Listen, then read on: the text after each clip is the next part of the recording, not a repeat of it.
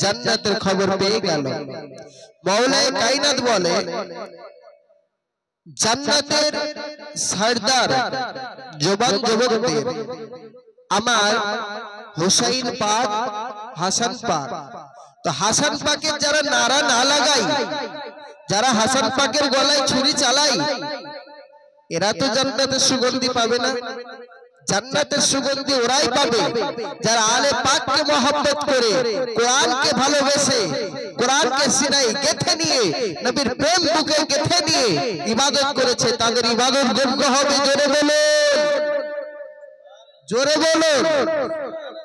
যারা আলে পাকের গুস্তাখি, নবী পাকের গুস্তাখি, তারা জিন্দেগিতে জান্নাতে চৌকাট তো দূরের কথা, দেখারই সৌভাগ্য হবে না।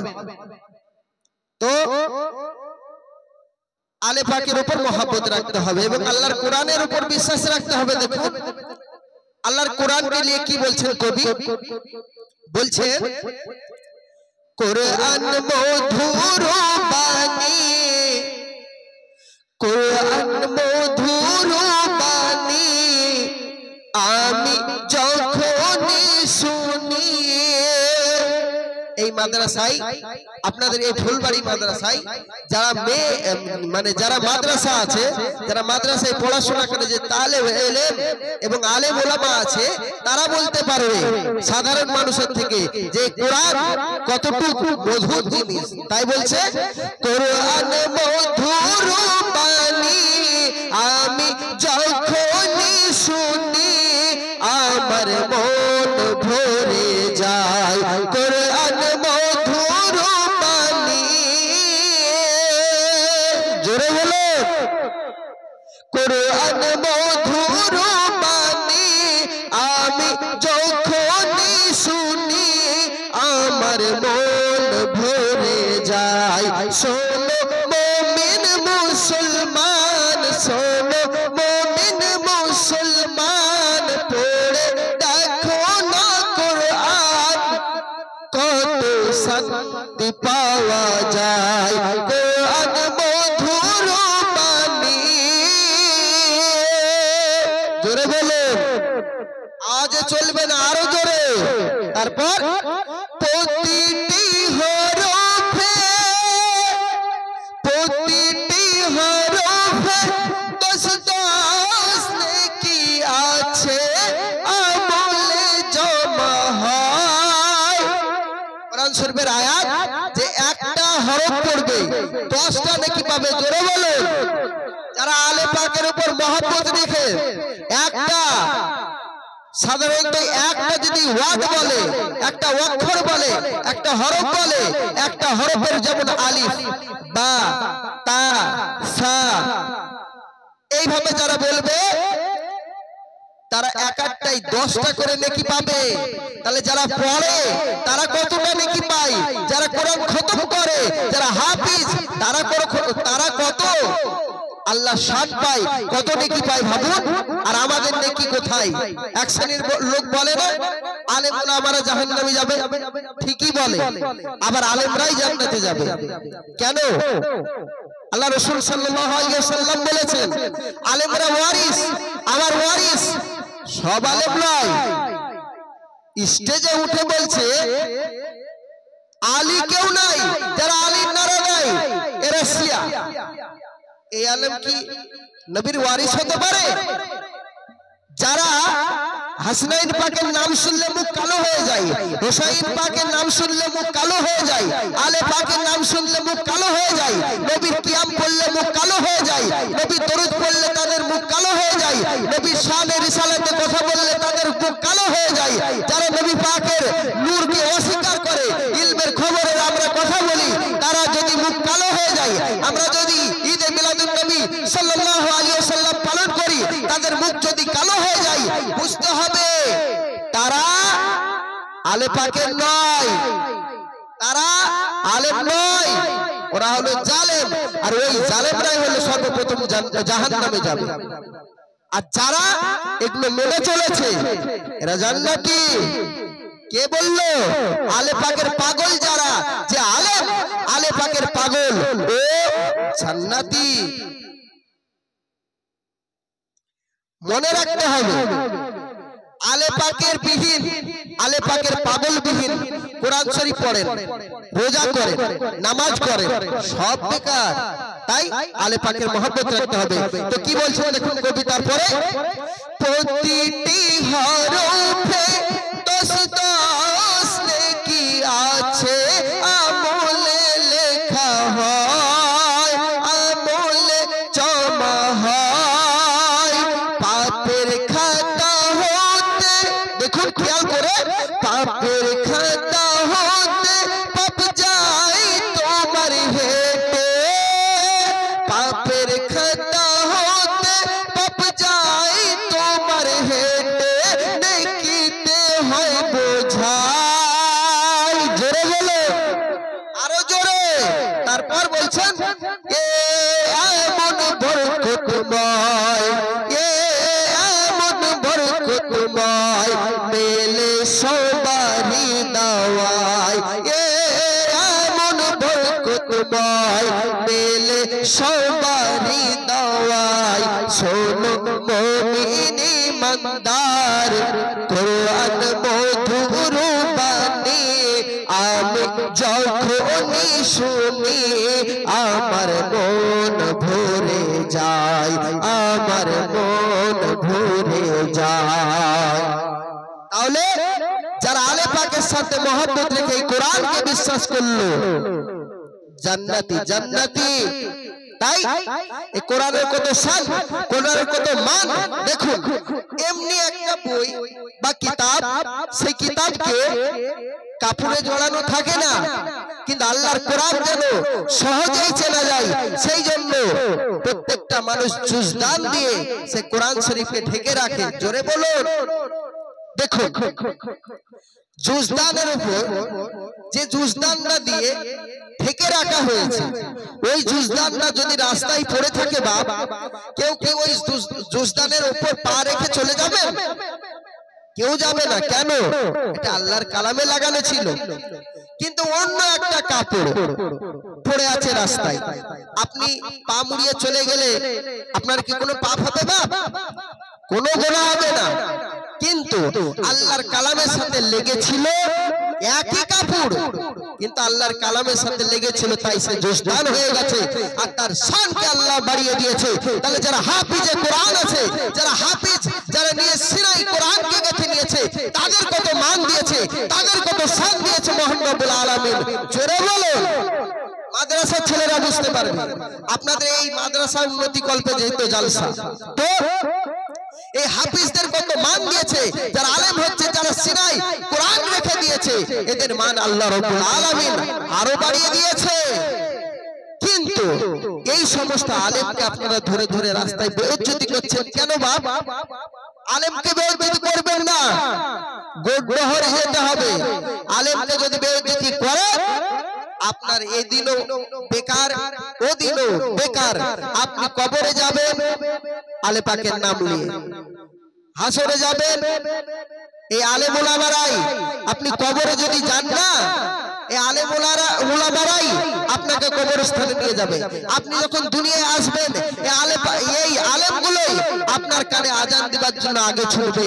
আপনি দুনিয়ায় আসবেন, রাত্রে বেলায় ঘুমিয়ে আছেন, মসজিদ থেকে আজান দিচ্ছে ইমাম সাহেব, কি বলছে? মুয়াজ্জিন আজান দিচ্ছে, হাইয়া আলাস সালাহ।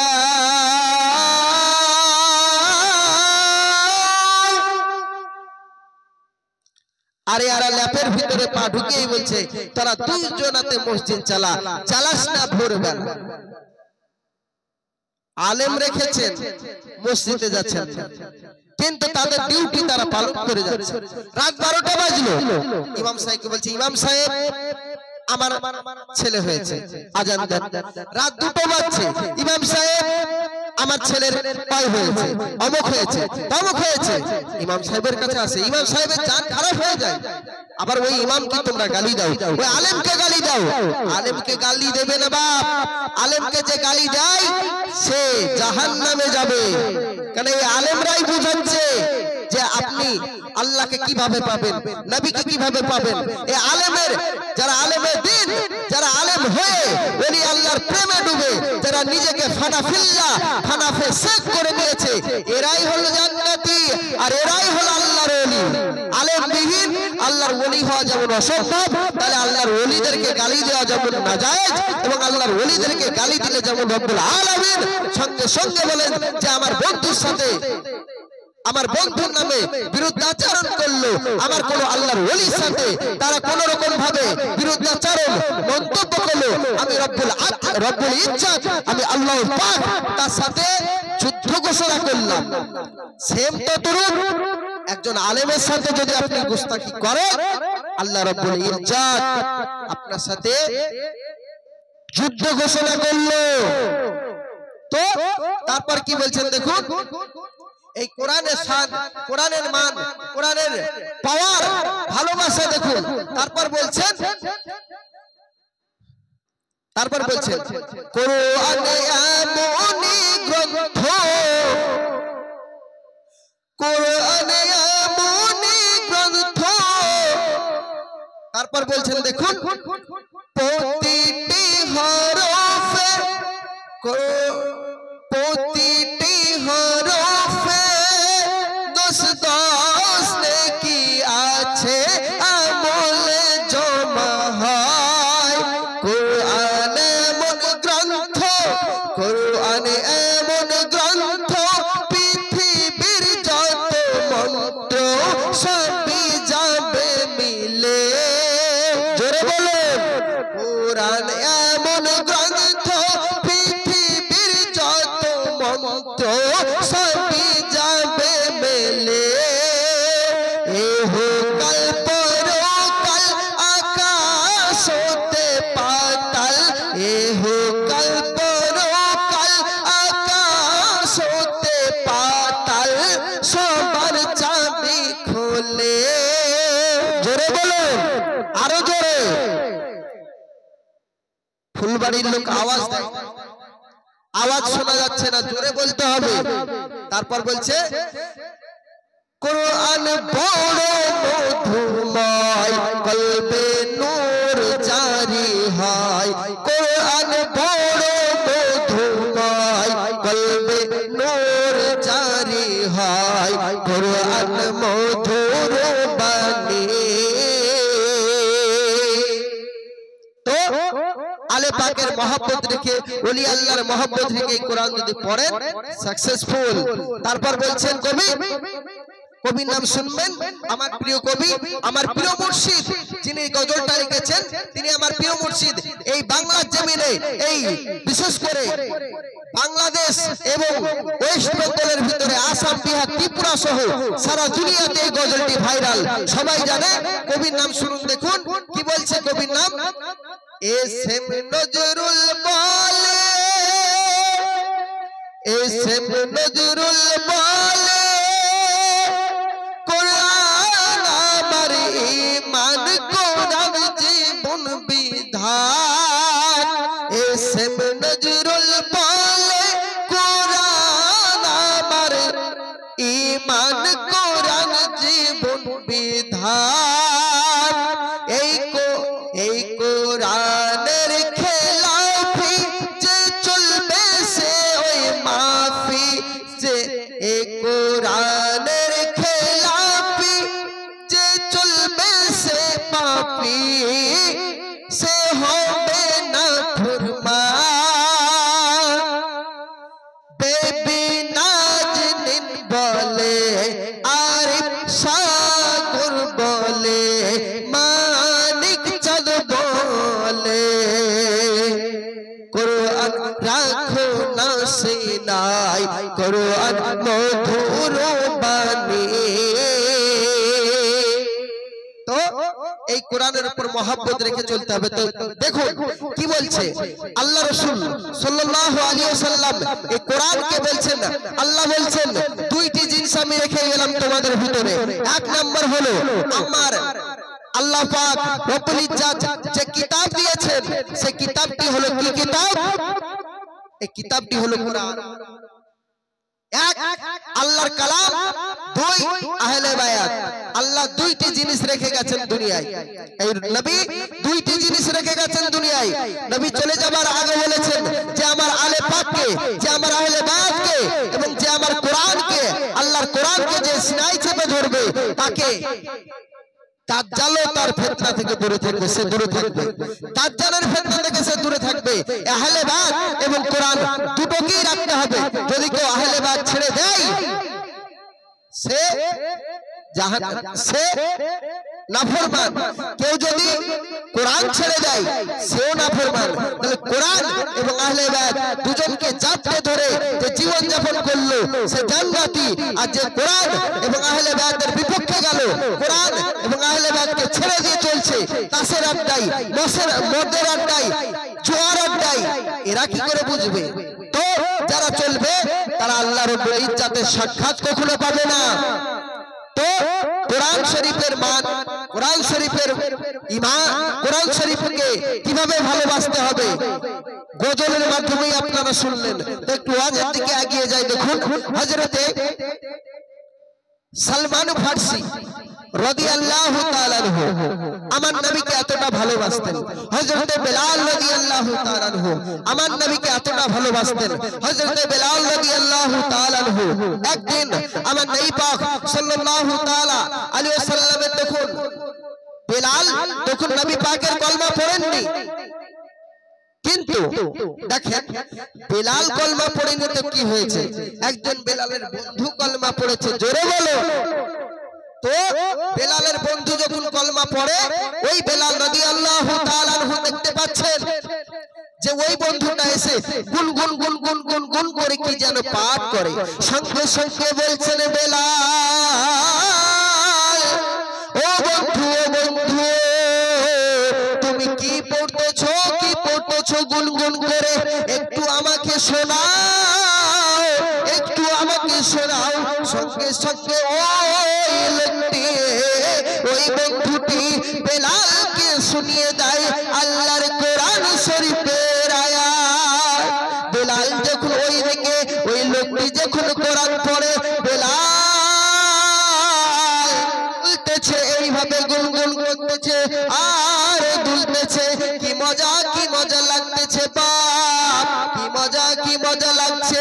বেলাল গুনগুন আওয়াজে বেলাল তার সাথে সাথে তাল মেলাচ্ছে। এমন সময় ওই ব্যক্তিটি ছেড়ে দেয়, সঙ্গে সঙ্গে বলে, আপনি কেন বন্ধু, তুমি কেন বন্ধ করে দিলে? সঙ্গে সঙ্গে বেলাল রাদিয়াল্লাহু তাআলা আনহু বলছেন, আপনি কেন কোরআন পড়া বন্ধ করে দিলেন, গুনগুন করা বন্ধ করে দিলেন? সঙ্গে সঙ্গে বলতেছে, ও বন্ধু বেলাল, আমার পড়া হয়ে গেছে তাই আমি বন্ধ করলাম। সঙ্গে সঙ্গে বেলাল এতটাই সেই প্রেমে পড়ে যায় কোরআনের, কোরআনের প্রেমে যখন পড়ে যায় বেলাল, কোরআনের প্রেমে যে পড়েছে সেই বুঝেছে কত মজা। তো বেলাল যখন প্রেমে পড়ে যায়, সঙ্গে সঙ্গে ওই ব্যক্তিটিকে বলে যে আমি, তুমি যার কাছে কোরআন কোথায় শিখেছো বলো। সঙ্গে সঙ্গে ওই লোকটি বলছেন, আমি একজন নবীর কাছে কোরআন শরীফ শিখেছি। জোরে বলুন। ওই নবীর কাছে সঙ্গে সঙ্গে আমাকে নিয়ে চলো। বেলাল প্রেমে বিভোর, ও যদি এত সুন্দর কোরআন পাঠ করে, ওর কোরআন শরীফ পাঠ করা দেখে যদি আমি প্রেমে পড়ে যাই, যে কোরআন শিখিয়েছে সে কত তাহলে দাবি। সঙ্গে সঙ্গে বলছেন, আমি এই ব্যক্তিটিকে আজ কাছে যাব। সঙ্গে সঙ্গে বেলালকে ধরে নিয়ে যাই আমার নবী পাক সাল্লাল্লাহু তাআলা আলাইহি ওয়াসাল্লামের দরবারে। জোরে বলুন। যখন আমার নবী পাক সাল্লাল্লাহু তাআলা আলাইহি ওয়াসাল্লামের দরবারে নিয়ে যাওয়া হয়, নবী পাক সাল্লাল্লাহু তাআলা আলাইহি ওয়াসাল্লাম সঙ্গে সঙ্গে কদমে পড়ে যায় বেলাল। কি যেন নুরি তারকা, কি যেন তার চেহারায় ছিল আল্লাহ শান দিয়েছেন। বেলাল সঙ্গে সঙ্গে কোনোদিন দেখেনি ওই নবীকে। ওই নবী আমার নবী সাল্লাল্লাহু তাআলা আলাইহি ওয়াসাল্লামের কদম মুবারকে পড়ে যায়। কদম মুবারকে যখন পড়ে যায় বেলাল কদমে পড়ে কাঁদে আর বলে, আপনি যে এই আয়াত, যে কোরআন আমার বন্ধুকে শিখিয়েছেন, ইয়া রাসূলুল্লাহ, ইয়া হাবিবাল্লাহ, হুজুর আপনি আমাকে কোরআন পড়া শিখিয়ে দিন। সঙ্গে সঙ্গে সঙ্গে সঙ্গে আমার নবী পাক সাল্লাল্লাহু তাআলা আলাইহি ওয়াসাল্লাম তাকে কোরআন পড়া শিখিয়ে দেয় এবং আমার নবী পাকের কাছে বেলাল তখনই মুসলমান হয়ে যায়। জোরে বলুন, প্রেমে বেজে গেছে বেলাল। এ প্রেমে প্রেম কেমন প্রেম বন্ধু, একটু খেয়াল করে দেখুন। বেলাল রাদিয়াল্লাহু তাআলা যখন প্রেমে পড়ে যায় ওই জায়গা থেকে এবারে বাড়ি চলে আসে। বাড়ি চলে এসে মনিব উমাইয়ার ঘরে বেলাল কৃতদাস ছিলেন। মনিব উমাইয়ার ঘরে আবার চলে যায়। যখন মনিব উমাইয়ার ঘরে বেলাল যায়, বেলাল কাজ করতেছে। বেলাল এত সুন্দর কাজ করতো বন্ধু। উমাইয়া বেলালকে খুব ভালোবাসতো, খুব ভালোবাসতো। কেন ভালোবাসতো, কেন ভালোবাসতো? তার একটাই কারণ, সুযোগে সদ্ব্যবহার। এ বেলাল একাই 2 জন মানুষের 10 জন ব্যক্তির কাজ করে দেখায়। জোরে বলুন, বেলাল একাই 10 জন ব্যক্তির কাজ করে। বেলালের এই কাজ দেখে তার মনিব উমাইয়া তাকে, বেলালকে বড্ড ভালোবাসে। একদিন একটা খবর এলো ওই উমাইয়ার কানে, উমাইয়া, ও উমাইয়া, তুই শুনে নে, তুই শুনে নে, তোর মহাশত্রু মুহাম্মদ বলছে, হ্যাঁ আমার মহাশত্রু মুহাম্মদ বলছে, তোর গোলাম, তোর আদনা গোলাম বেলাল ওই নবীর কলমা পড়ে। জোরে বলুন, বলছে তাই নাকি? বেলাল নাকি কলমা পড়েছে? ঠিক আছে, আমি বেলালকে জিজ্ঞাসা করব। বলছে আমি তো জানি না বেলাল কলমা পড়েছে। ঠিক আছে, আমি বেলালকে জিজ্ঞাসা করব। জব্দ করতে হয় কিভাবে দেখব। ও বেলাল আমাকে ভালোবাসে, ও কোনোদিন নবীর কলমা পড়তে পারে না, আমি একবার বললেই ছেড়ে দিবে। সঙ্গে সঙ্গে উমাইয়া ছুটেছে বেলালের কাছে। বেলালের কাছে যাওয়ার পর বেলাল সঙ্গে সঙ্গে বেলালকে বলতেছে, ও বেলাল। উমাইয়া বলতেছে, বেলাল, বেলাল, বেলাল, বেলাল, ও বেলাল, তুমি নাকি ওই মুহাম্মাদের কলমা পড়েছো? সঙ্গে সঙ্গে বলছেন, এ আমার মনিবের বেটা মুনিব, আপনি ঠিকই শুনেছেন, ঠিকই শুনেছেন, আমি কলমা পড়েছি, আমি কলমা পড়েছি। সঙ্গে সঙ্গে বেলালকে বলতেছে উমাইয়া, বেলাল তুমি কি জানো না, তুমি কি জানো না? বলছে কি জানবো না, কি জানবো না? সঙ্গে সঙ্গে বলছেন, ওই নবী মুহাম্মদ আমাদের শত্রু, আমার বাপ দাদার শত্রু, তাহলে তুমি আমাদের শত্রুর কাছে কেন গেলে? তুমি ভুলে যাও কলমা বেলাল। সঙ্গে সঙ্গে বেলাল বলছে, এ উমাইয়া, কলমা পড়েছি বটে, ভোলার জন্য নয়। জোরে বলো। সঙ্গে সঙ্গে বলছেন, বেলাল বলতেছেন, আমি কলমা পড়েছি ভোলার জন্য নয়, তুমি কেন আমাকে ভুলতে বলতেছো? সঙ্গে সঙ্গে উমাইয়া বলে, ও বেলাল, আমি তোমাকে একটা কথা বলি, সুস্থ মেজাজে কথা বলি বেলাল, তুমি একটুখানি শুনে নাও, শুনে নাও। আমি তোমাকে কলমা ভুলে যেতে বলেছি, আমি তোমার মালিক, আর মালিকের কথা হুকুম পালন করা তার দাসের জন্য ফরজ হয়ে যায়। জোরে বলুন। একজন দাস তার মালিকের কথা যদি না শোনে তাহলে কি হওয়া উচিত? বলছে তার শাস্তি হওয়া উচিত। বেলাল নিজে মুখেই বলছে তার শাস্তি হওয়া উচিত। সঙ্গে সঙ্গে বলছে তাহলে তোমার শাস্তি হবে। বলছে হ্যাঁ, আপনি শাস্তি দিতে পারেন। এই উমাইয়া, তুমি যদি আমাকে মেরে মেরে মেরে মেরে মেরে ফেলো, আমি ওই নবীর কলমা ভুলবো না। জোরে বলুন। যখন বললো ওই নবীর কলমা ভুলবো না, সঙ্গে সঙ্গে বেলালকে বলতেছে, বেলাল, ও বেলাল, ও বেলাল, আমি তোকে আমার রাজত্ব দেব। রাজত্বের লোক দেখাচ্ছে, বলছে আমি তোকে রাজত্ব দেব অর্ধেক, তুই ভুলে যা, সুন্দর নারী দেব, তুই ওই নবীর কলমা ভুলে যা, তুই দিন রাত তার সাথে মিলিত হবি, মিলন করবি, সহবাস করবি, তোর জন্য কোনো অসুবিধা নাই। সুন্দর সব থেকে এই মক্কা নগরীর সব থেকে সুন্দর নারী তোকে দেব, তুই ওই নবীর কলমে ভুলে যা। সঙ্গে সঙ্গে বেলাল বলছে আমি তবুও ওই কলমা ভুলতে পারবো না। দেখুন মহব্বত, দেখুন নবীর প্রতি একবার দেখাতেই মহব্বত। আর আমাদের যুবক যুবককে যদি একবার বলা হয়, আমাদের কোন আলেমকে যদি বলা হয়, আর কোন ব্যক্তিকে এই জমিনে এখনকার সময়ে কোন ব্যক্তিকে যদি বলা হয় একজন সুন্দর নারী এসে নায়িকা, কথার কথা নায়িকা ঋতুপর্ণা এসে বলতেছে,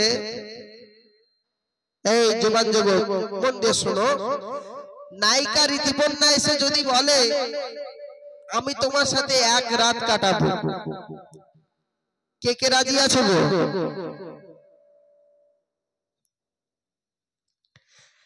যারা বলছে নায়িকা ঋতুপর্ণা যদি এক রাত কাটাতে চায়, অধিকাংশ পুরুষই রাজি হয়ে যাবে।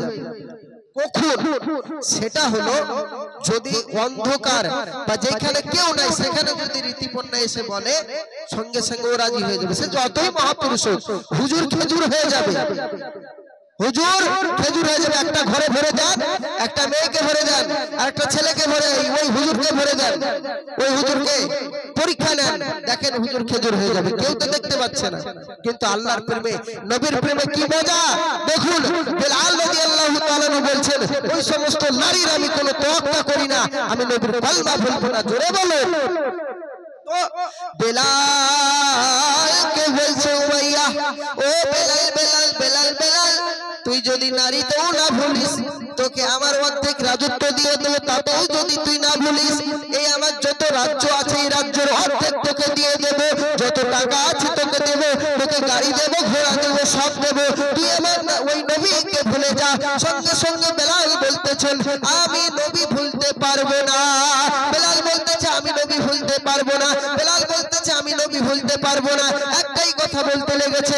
বেলাল রাদিয়াল্লাহু তাআলাকে সবাক করে ধরে বেলালকে টানতে টানতে নিয়ে যাওয়া হয়, টেনে টেনে টেনে টেনে যখন বেলালকে নিয়ে যায়, মরু অঞ্চলে বেলালকে নিয়ে যায়। মরু অঞ্চলে বেলালকে নিয়ে যাবার পর মরু অঞ্চল তো ভাই, মরু অঞ্চলে শুধুই বালি আর বালি আর বালি। ওই মরু অঞ্চলে বেলালকে শুইয়ে দেওয়া হয়, গরম পানির উপর বেলালকে যখন শুইয়ে দেওয়া হয়, চিৎ করে শুইয়ে দেওয়া হয়, বেলালের পিঠে ফুসকা ফুসকা ফুসকা ফুসকা পড়ে যায়। কেননা গরম পানির কি তাপ, যারা মরু অঞ্চলে থাকে তারাও জানে বন্ধু।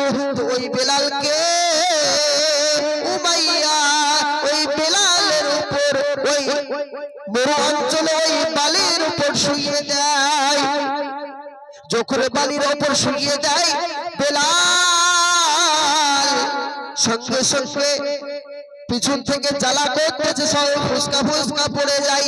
বেলাল আল্লাহ দরবারে কাঁদতেছে, আনতাহাতুল আনতাহাতুল লা ইলাহা ইল্লাল্লাহ মুহাম্মাদুর রাসূলুল্লাহ এই কলমা পড়তেছে। সঙ্গে সঙ্গে দেখতেছে এইদিকে উমাইয়া এত আর কলমা পড়তেছে। সঙ্গে সঙ্গে একটা বড় পাথর নিয়ে এসে, এই মোটা পাথর নিয়ে এসে বেলালের বুকে চাপিয়ে দেয়। বেলালের যখন বুকে চাপিয়ে দেয়, বেলাল কাঁদতেছে আর বলতেছে আনতাহাতুল আনতাহাতুল লা ইলাহা ইল্লাল্লাহ মুহাম্মাদুর রাসূলুল্লাহ। এইভাবে বেলাল কান্না করতেছে। ও বন্ধু একটু খেয়াল করে দেখো বেলাল কত কষ্ট সহ্য করছে।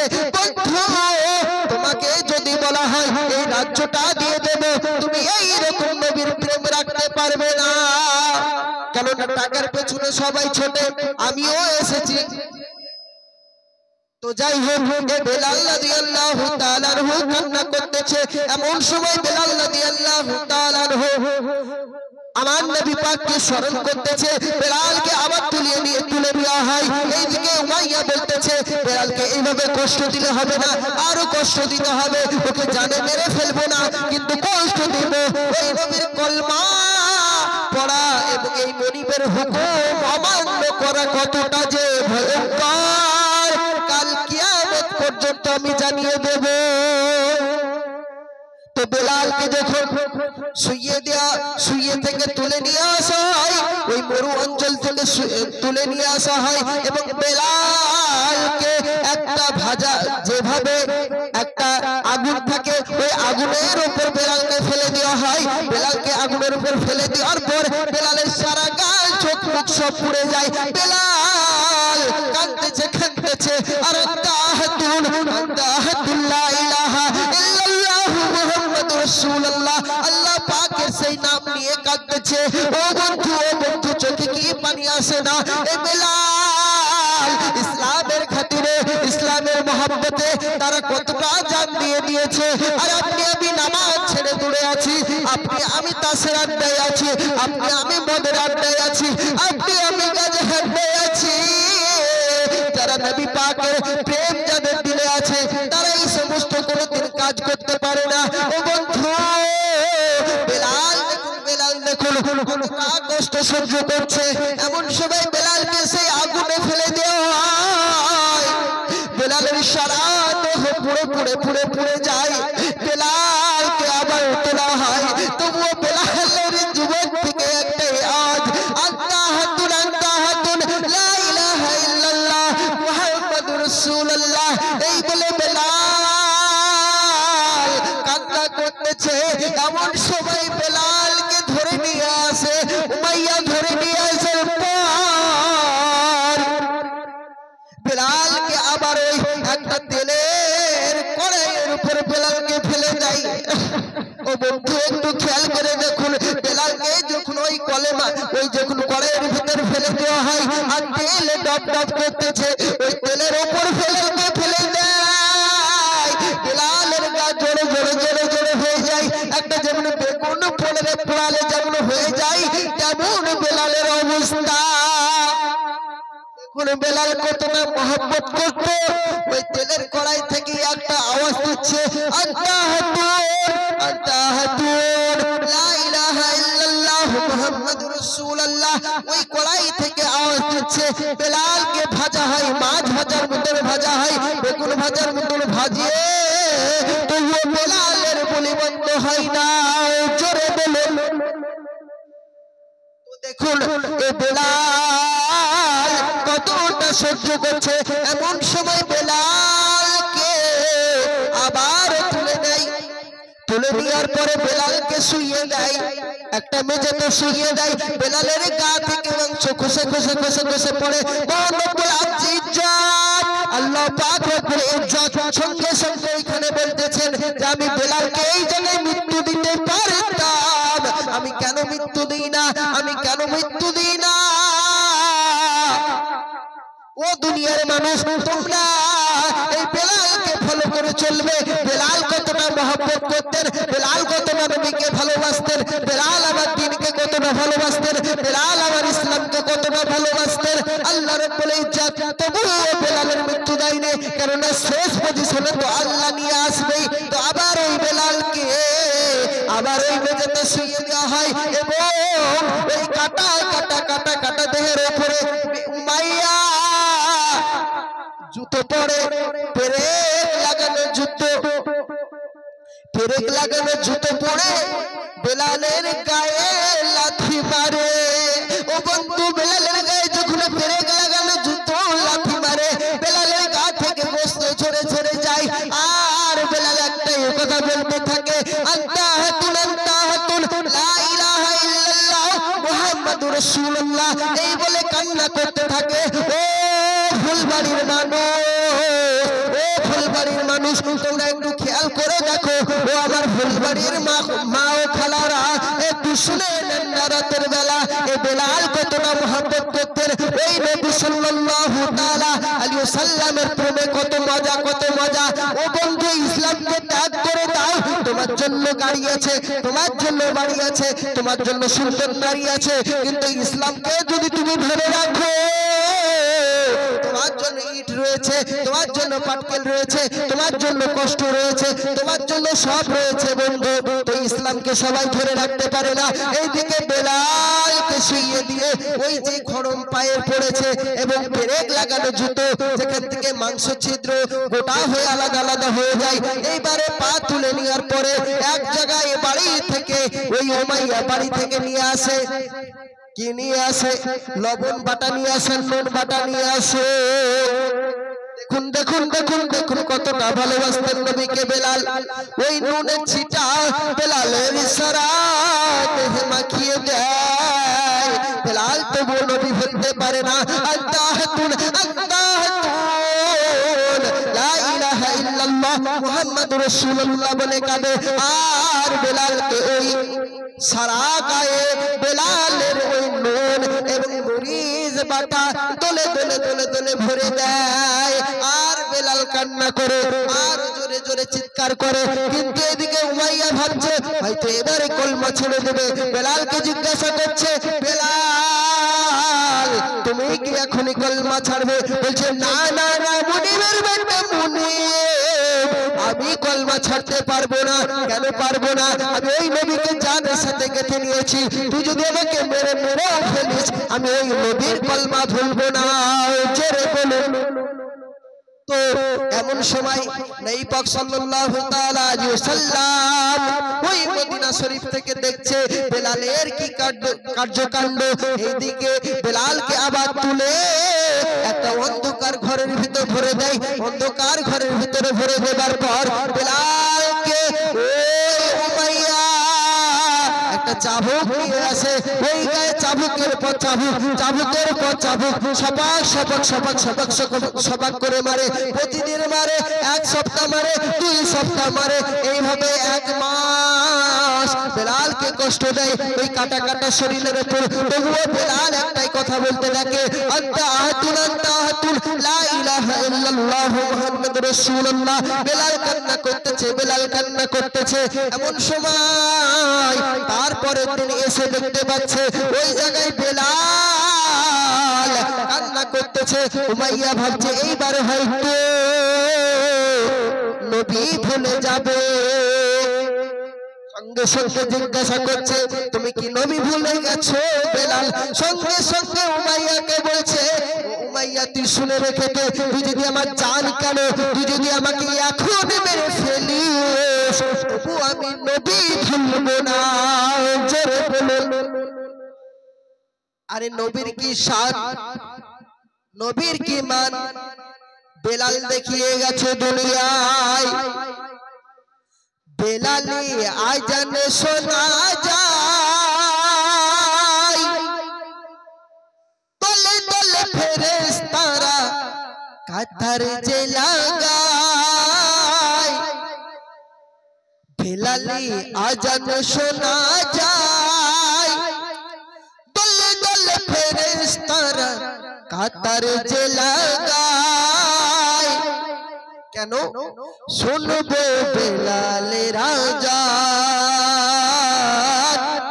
শুনবো বেলালের আজান।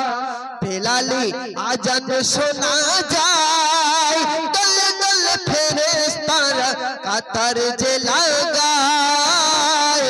শুনবো বেলালের আজান, শুনবো বেলালের আজান। জোরে বলুন। তারপর বলছেন দেখুন বেলাল যখন আমার নবীর দরবারে যায়, ওই টাইমে বেলাল বলছে, আল্লাহর নবী, আল্লাহর নবী আপনার দরবারে আমরা গো